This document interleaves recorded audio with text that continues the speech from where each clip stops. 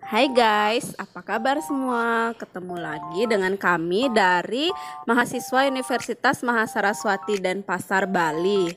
Kami akan menjelaskan materi tentang Koperasi UMKM, kinerja Koperasi Indonesia. Sebelumnya, saya ingin mengucapkan panganjali umat, Om Swastiastu.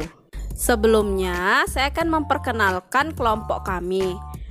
Yang pertama, saya akan memperkenalkan saya Niputu Listiari, absen 17, dan teman saya Kada Intania Putri, absen 11. Kemudian Anak Agung Sri Mas Erawati, absen 10. Oke, langsung saja kami akan menjelaskan materinya yang pertama.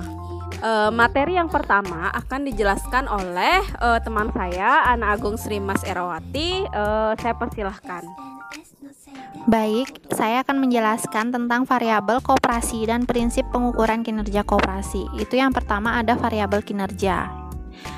Variabel kinerja secara umum itu adalah kinerja koperasi yang diukur untuk melihat perkembangan atau pertumbuhan koperasi di Indonesia. Koperasi terhadap pembangunan ekonomi nasional, demikian pula dampak dari koperasi itu terhadap peningkatan kesejahteraan anggota atau masyarakat belum tercermin dari variabel-variabel yang disajikan. Terus yang kedua itu ada faktor yang mempengaruhi kinerja. Faktor yang mempengaruhi kinerja tidak terjadi dengan sendirinya. Dengan kata lain, terdapat beberapa faktor yang mempengaruhi kinerja. Adapun faktor-faktor tersebut menurut Armstrong 1998 adalah sebagai berikut. Yang pertama itu faktor individu, faktor kepemimpinan, faktor kelompok rekan kerja, faktor sistem dan yang terakhir faktor situasi. Selanjutnya, pengertian pengukuran kinerja itu adalah proses di mana organisasi menetapkan parameter hasil untuk dicapai oleh program investasi dan akuisisi yang dilakukan. Selanjutnya ada prinsip pengukuran kinerja. Dalam pengukuran kinerja terdapat beberapa prinsip, yaitu yang pertama, seluruh aktivitas kerja yang signifikan harus diukur. Yang kedua, pekerjaan yang tidak diukur atau dinilai tidak dapat dikelola karena darinya tidak ada informasi yang bersifat objektif untuk menentukan nilainya. Yang ketiga, kinerja kerja yang tak diukur sebaiknya diminimalisir atau bahkan ditiadakan.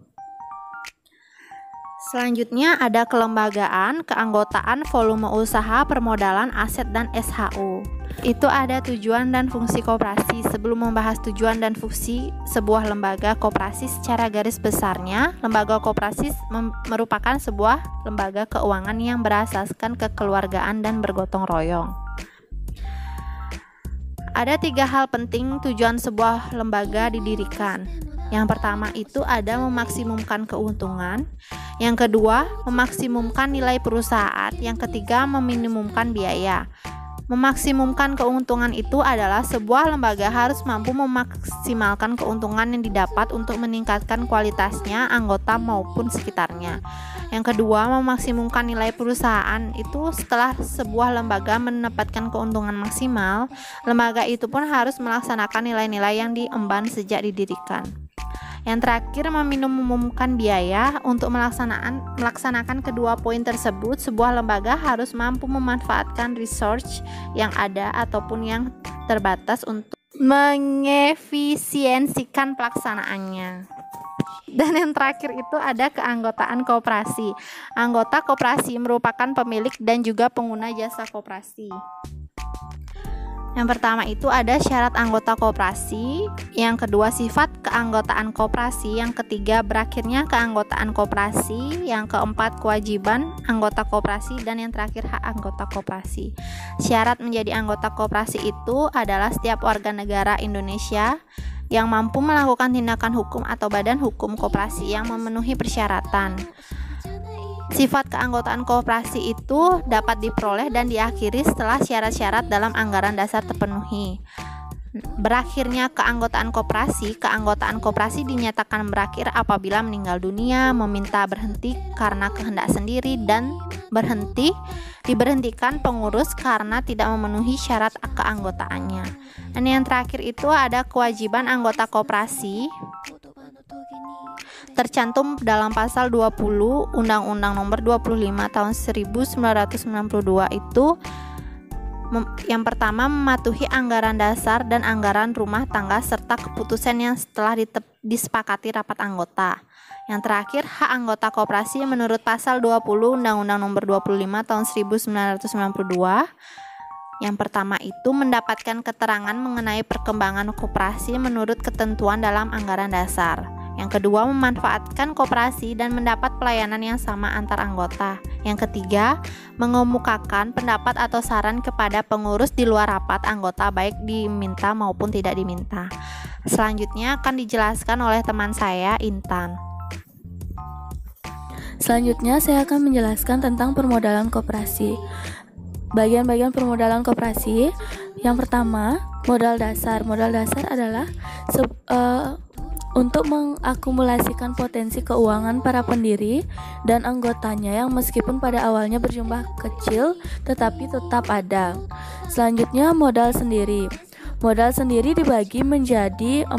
Yang pertama, simpanan pokok, simpanan wajib, dana cadangan, dan hibah.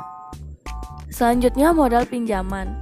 Modal pinjaman dibagi menjadi 5. Yang pertama, pinjaman dari anggota, pinjaman dari koperasi lain, pinjaman dari lembaga keuangan, obligasi dan surat utang. Selanjutnya, sumber keuangan lain. Selanjutnya, distribusi cadangan koperasi. Cadangan menurut Undang-Undang Nomor 25 Tahun 1992 adalah sejumlah uang yang diperoleh dari penyisihan sisa hasil usaha yang dimasukkan untuk memupuk modal sendiri dan untuk menutup kerugian koperasi bila diperlukan. Sesuai anggaran dasar yang menunjuk pada Undang-Undang Nomor 12 Tahun 1967 menentukan bahwa 25% dari sisa hasil usaha yang diperoleh dari usaha anggota disisihkan untuk cadangan. Sedangkan sisa hasil usaha yang berasal bukan dari usaha anggota sebesar 60% disisihkan untuk cadangan. Selanjutnya, aset dalam koperasi. Aset adalah kekayaan yang dimiliki dan dikelola koperasi untuk menjalankan operasional usaha. Aset yang diperoleh dari sumbangan yang tidak terikat penggunaannya diakui sebagai aset tetap. Komponen aset dibagi menjadi 2. Yang pertama, aset lancar. Aset lancar yaitu aset yang memiliki masa manfaat kurang dari 1 tahun.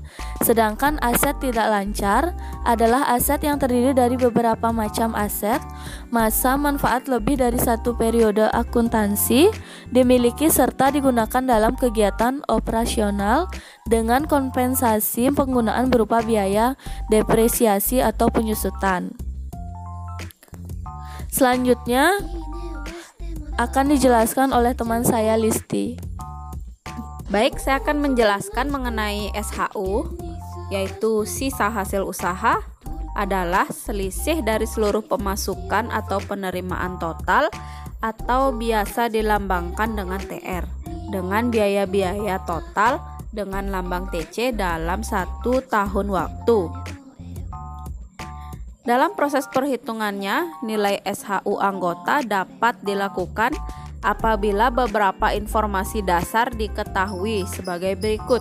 SHU total koperasi pada 1 tahun buku, kemudian bagian SHU anggota, total simpanan seluruh anggota, total seluruh transaksi usaha yang bersumber dari anggota, jumlah simpanan per anggota, omset usaha per anggota, bagian SHU untuk simpanan anggota, bagian SHU untuk transaksi usaha anggota. Demikian penjelasan saya mengenai SHU. Kemudian saya akan menyimpulkan presentasi dari kami.